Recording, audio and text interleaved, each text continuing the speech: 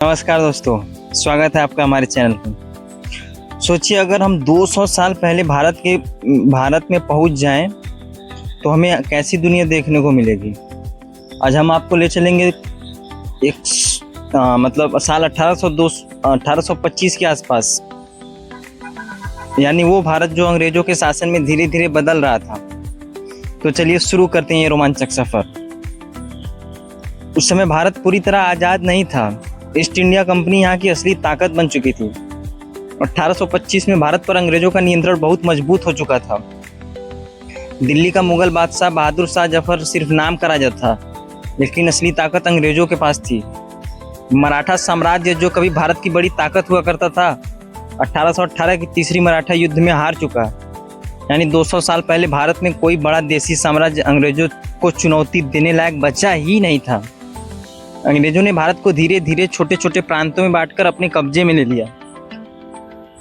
भारत की समाज व्यवस्था में जाति प्रथा गहरी जड़ें जमाए हुए था। गांव की जिंदगी कृषि पर आधारित थी। किसान अपने खेतों में मेहनत करते, लेकिन ज़्यादातर टैक्स और लगान अंग्रेजी हुकूमत ले जाती थी। शहरों में व्यापार होता था, खासकर कलकत्ता, बम्बई, मद्रास अंग्रेजों के बड़े केंद्र बन चुके थे। उस समय भारत में महिलाएं घर तक ही सीमित रहती थी। पर्दा प्रथा, बाल विवाह, सती प्रथा जैसी कुरीतियां समाज में आम थी। लेकिन इसी दौर में राजा राम मोहन राय जैसे समाज सुधारक उभर रहे थे। उन्होंने सती प्रथा के खिलाफ आवाज उठाई और शिक्षा पर जोर दिया।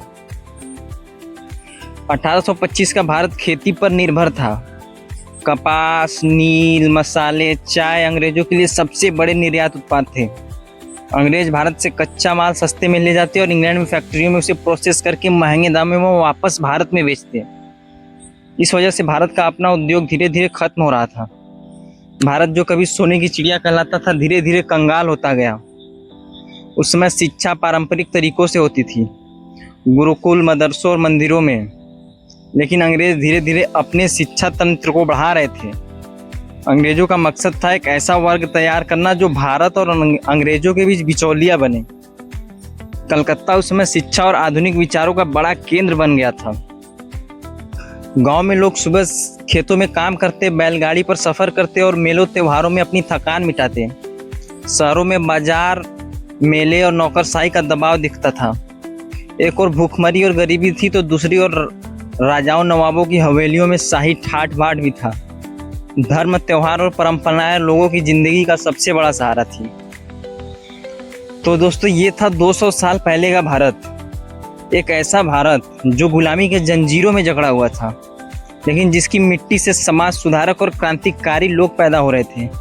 यही वो दौर था जिसने आगे चलकर 1857 की क्रांति की और फिर आज़ादी की लड़ाई की नींव रखी गई। अगर आपको ये टाइम ट्रेवल पसंद आया हो तो वीडियो को लाइक और चैनल को सब्सक्राइब जरूर करें। हम फिर मिलेंगे इतिहास के एक और रोचक किस्से के साथ। तब तक के लिए बहुत बहुत धन्यवाद।